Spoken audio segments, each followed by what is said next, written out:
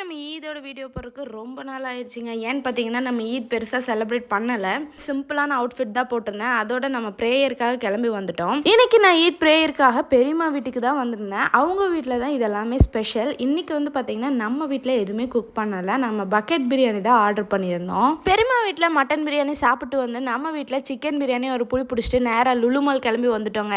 Iduna எப்பவும் போல தாங்க போகும். இத்தனை நாள் எப்படி போச்சோ அதே மாதிரி தாங்க இந்த ஈதோட நாளுமே போகும். எப்பவுமே அப்படிதான். நான் மட்டும்தான் அப்படியே இல்லை எல்லாருக்குமே அப்படியான்னு எனக்கு தெரில.